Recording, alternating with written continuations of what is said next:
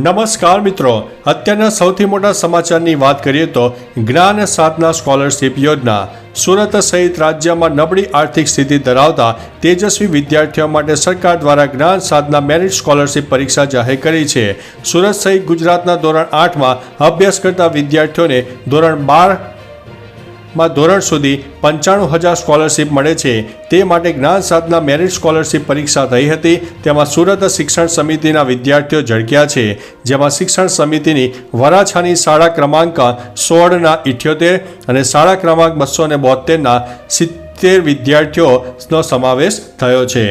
મિત્રો, અન્ય મહત્વના સમાચારની વાત કરીએ તો monsoon season in Baroda. Vadodara શહેરના જિલ્લામાં ચોમાસાની ઋતુ શરૂ થાય અને 1.5 મહિના જેટલો સમય વીતવા છતાં હજી ઠંડક થાય એવો વરસાદ ક્યારેય નોંધાયો નથી।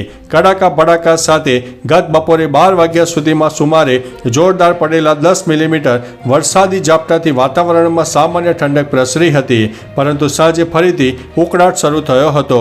ઉપરાંત વહેલી સવારે ભારે વરસાદની આગાહી હતી, પરંતુ વરસાદ નહીં પડતા વધુને વધુ ઉકળાટ અને બફારો ચાલુ થઈ ગયો હતો। મિત્રો, અન્ય મહત્વના સમાચારની વાત કરીએ તો પોરબંદરમાં શનિવારે રાત્રે જિલ્લા પોલીસ વડાની કચેરીની નજીક નવા પેરેડાઇઝ દ્વારા પાસે નામચીન બુટલેગરની 13 શખ્સોએ કરપીણ હત્યા કરી નાખી છે। આ બનાવમાં પોલીસની 8 ટીમોએ ડુંગરથી માંડીને જંગલ અને હાઈવેથી માંડીને નદીમાં પીછો કરીને 11 આરોપીઓને પકડી પાડ્યા છે, જ્યારે એક આરોપી ઝપાઝપીમાં ઘવાયો હતો, તેને સારવાર માટે રાજકોટ લઈ જવાયો છે અને અન્ય એક આરોપી હજુ પોલીસના હાથમાં આવ્યો નથી, તેની શોધખોળ ચાલુ છે। મિત્રો, અન્ય મહત્વના સમાચારની વાત કરીએ તો વડોદરા ન્યૂઝ। વડોદરા શહેરમાં ચોરી, મારામારી, દારૂ કેસની ગેરકાયદેસર પ્રવૃત્તિ સાથે સંકળાયેલા 2 આરોપીની પાસા હેઠળ અટકાયત કરવામાં આવી છે, જેમાં એકને રાજકોટ તથા બીજાને ભુજ મધ્યસ્થ જેલમાં મોકલી દેવામાં આવ્યા છે। મિત્રો, અન્ય મહત્વના સમાચારની વાત કરીએ તો હાલમાં દેશભરમાં પૂરજોશમાં ચોમાસું ખીલી ઉઠ્યું છે। સૌરાષ્ટ્ર, દક્ષિણ ગુજરાત સહિત રાજ્યભરમાં સાર્વત્રિક વરસાદ વરસી રહ્યો છે, જેના લીધે નદી, નાળા, છલકાતા ડેમમાં પણ સારા પાણીની આવક થઈ છે। રાજ્યમાં છેલ્લા 2 દિવસથી વરસી રહેલા વરસાદના પરિણામે રાજ્યની જીવાદોરી સમાન સરદાર સરોવર યોજનામાં જળ સંગ્રહ 52% પાર કરી ગયો છે। મિત્રો, અન્ય મહત્વના સમાચારની વાત કરીએ તો ચોમાસાની સિઝનમાં રહેણાંક વિસ્તારોમાં સાપ નીકળવાની ઘટનાઓ વધી રહી છે।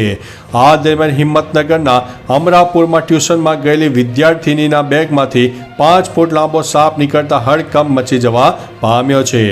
મિત્રો, અન્ય મહત્વના સમાચારની વાત કરીએ તો અમદાવાદના સેલામાં આવેલી શાંતિ એશિયાટિક સ્કૂલમાં શોર્ટ સર્કિટથી લાગેલી આગની ઘટનાને મોક ડ્રીલ ગણાવીને ઢાક પીછોડો કરવાની ઘટનામાં સ્કૂલના સંચાલકોની બેદરકારી સામે આવતા હવે પોલીસ દ્વારા કાર્યવાહી તેજ કરવામાં આવી છે, જેમાં જે સ્થળે આગ લાગી હતી ત્યાં FSLના અધિકારીઓએ જરૂરી સેમ્પલ એકત્રિત કર્યા હતા।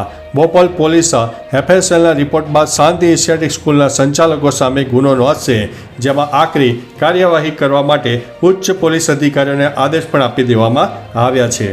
મિત્રો, અન્ય મહત્વના સમાચારની વાત કરીએ તો સુરતમાં જર્જરિત મકાનો ખાલી કરાવવા પહોંચેલી પોલીસનો વિરોધ, હોબાળો થતાં પોલીસ અને સ્થાનિકો વચ્ચે ઘર્ષણ જોવા મળ્યું છે।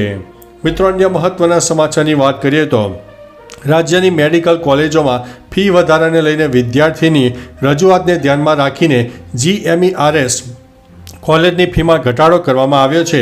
આ ઘટાડા બાદ ગવર્મેન્ટ કોટામાં 3.75 લાખ અને મેનેજમેન્ટ કોટામાં 12 લાખ રૂપિયા ફી નક્કી કરવામાં આવી છે। તો ચાલો મિત્રો, ફરીથી દેશ અને દુનિયાના સુપરફાસ્ટ સમાચાર લઈને મળતા રહીશો। ત્યાં સુધી અમને રજા આપશો। નમસ્તે।